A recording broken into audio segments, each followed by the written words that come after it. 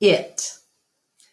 Kenyani ambles toward me. She taps me on the shoulder, and Knuckle runs away. I watch her, arms crossed over my chest. I'm careful not to make a sound. I'm not sure what we're doing. She ambles back, shoves at me, and dashes away. And then I realize what's happening. We're playing. We're playing tag. And I'm it. Romance. Make eye contact. Show your form. Strut. Grunt. Throw a stick. Grunt some more. Make some moves. Oh, romance is hard work. It looks so easy on TV. I'm not sure I will ever get the hang of it. More about romance. I wish Bob were here. I could use some advice. I try to recall all the romance movies that we watched together. I remember she talking, the hugging, the face licking. I'm not very good at this, but it's fun trying. Grooming. Is there anything sweeter than the touch of another as she pulls a dead bug from your fur? Talk. Gorillas aren't chatty like humans, prone to gossip and bad jokes. But now and again we swap a story under the sun. One day it's my turn. One day I tell my troop about Mac, Ruby, and Bob, and Stella and Julia and George, about my mother and father and sister.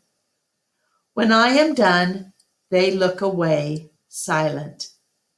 Kenyani moves closer. Her shoulder brushes mine, and we let the sun soak into our fur. Together. The top of the hill. I've explored every nook and cranny of this place except for a hill at the far end where workers have been repairing a wall. They're finally gone. They've left behind fresh white brick and a mound of black dirt. While the others laze in the morning sun, I want to explore the hilltop. They've been there before, and I have not. Everything is still fresh to my eyes. I take my time going uphill, savoring the feel of grass on my knuckles. The breeze carries the shouts of children and the drowsy hum of bumblebees. Near the top of the hill is a low-limbed tree, the kind my sister would have loved.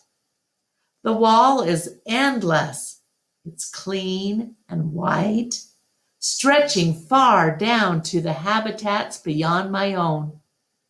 It's high and wide and carefully built to keep us in and others out. This is, after all, still a cage. It rained last night and the pile of dirt is soft to the touch. I scoop up a handful and breathe in the loamy smell. It's a rich brown color, heavy and cool in my palm, and the wall waits like an endless blank billboard. The wall. It's a big wall, but it's a big pile of dirt, and I'm a big artist. I slap handfuls of mud on the warm cement. I make a handprint. I tap my nose with a muddy finger. I make a nose print. I slide my palms up and down. The mud is thick and hard to use, but I keep moving and scooping and spreading. I don't know what I'm making, and I don't care. I make swoops and swirls and thick lines, figures and shapes, light and shadow. I'm an artist at work. When I'm done, I step back to admire my work, but it's a large canvas, and I'd like to get a better view. I go to the thick-limbed tree and grab the lowest branch. I try to swing my legs. Ugh! I land hard. I'm too big to climb, I suppose. I try again anyway, and this time I pull myself onto the first limb, gasping for breath. One more limb, two, and I can't go any farther. Perched halfway up the tree, I see my troop, still dozing contentedly. I take in the wall, splattered and splashed with mud. Not much color, but lots of movement. I like it. It feels dreamy and wild, like something Julia might have made. From my seat in the tree, I can see beyond the wall. I see giraffes and hippos. I see deer with legs like delicate twigs. I see a bear. He's snoozing in a hollow log. I see elephants. Safe. She's far away, belly deep in tall grass with others by her side. Ruby! She's here! Stella, I whisper. Ruby's safe, just like I promised. I call to Ruby, but the wind tugs at my words, and I know she'll never hear me. Still, Ruby pauses for a second, her ears spread wide like tiny sails.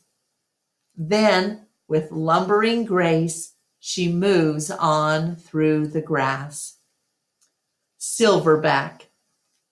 It's a cloudy evening, chill and drizzly. Dinner is on its way, but I don't care. At night we sleep in our den, but I'm always the last to head inside. I've been inside long enough. This time of day, there aren't many visitors, just a few stragglers leaning on the wall that separates us. They point, take a couple photos, then head over to the nearby giraffes. One of the keepers is beckoning. Reluctantly, I turn to go. Out of the corner of my eye, I see someone running. I pause. It's a girl with dark hair, lugging a backpack. A man follows behind, racing to catch up. Ivan! The girl yells. Ivan! It's Julia! I scramble to the edge of the wide moat that skirts the wall. Julia and George, they wave at me. I dash back and forth, hooting and grunting, doing a gorilla dance of happiness. Calm down, says a voice. You're behaving like a chimp. I freeze. A tiny, nut brown, big-eared head pops out of Julia's backpack. Nice place, Bob says. Bob, I say, it's really you? In the flesh. How? Where? I can't seem to find any words. George's job at the zoo doesn't start till next month, so he and Julia made an agreement. She's walking 3 extra dogs to cover my food. And get this, they're all poodles. Look at the picture of Julia. You said you didn't want a home, I say. Yeah, Bob says, but Julia's mom likes my company, so I figure I'm doing everybody a favor. It's a win-win.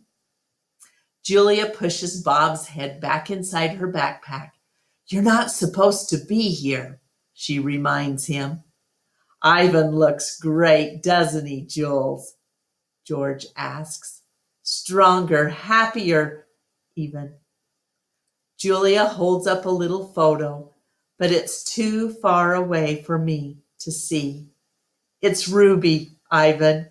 She's with the other elephants now, because of you." "I know. I want to tell her. I saw with my own eyes." We stare across the expanse that separates us.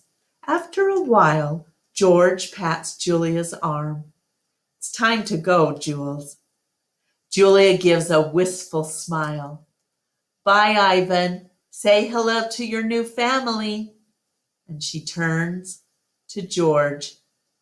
"Thank you, Dad." "For what?" "For," and she gestures toward me, "for this." They turn to leave. The lamps that light the zoo pathways blink on, blanketing the world with yellow light. I can just make out Bob's little head sticking out of Julia's backpack. "You are the one and only Ivan," he calls. I nod, then turn toward my family, my life, my home. "Mighty Silverback," I whisper. So now we have some author's notes that I'm going to read to you. The One and Only Ivan is a work of fiction, but the inspiration for this imagined tale lies in a true story. Ivan, a real gorilla, now lives at Zoo Atlanta. But on the way to that happy ending, he spent almost 3 decades without seeing another of his own kind. After being captured as an infant in what is now the Democratic Republic of the Congo, Ivan's twin sister died en route to the U.S. or shortly thereafter. Ivan was raised in a home until he became unmanageable. At that point, he was added to an odd collection of animals housed at a circus-themed mall in Washington state. Ivan spent 27 years of his life alone in a cage. Over time, as an understanding of primate needs and behavior grew, public discomfort with Ivan's lonely state grew as well, particularly after he was featured in a National Geographic special entitled "The Urban Gorilla." A public outcry followed, including heartfelt letters from children. When the mall where Ivan lived went bankrupt, he was placed on permanent loan to Zoo Atlanta, which houses the largest group of captive Western lowland gorillas in the nation. Ivan is now a beloved celebrity at Zoo Atlanta, where he lives contentedly with Kenyani and other gorillas. He's known for his paintings, which are often signed with his thumbprint. Ivan and Kenyani are real gorillas, and so, by the way, is Jambo, whose story Stella tells to Ivan and Bob. But all other characters and situations in this novel are entirely the product of my imagination. When I started to write about the grim facts of Ivan's solidarity existence, a new tale slowly began to take shape, at least on the page, where anything is possible. I wanted to give Ivan, even while captive behind the walls of his tiny cage, a voice of his own and a story to tell. I wanted to give him someone to protect and the chance to be the mighty silverback he was always meant to be. The end. The One and Only Ivan by Katherine Applegate.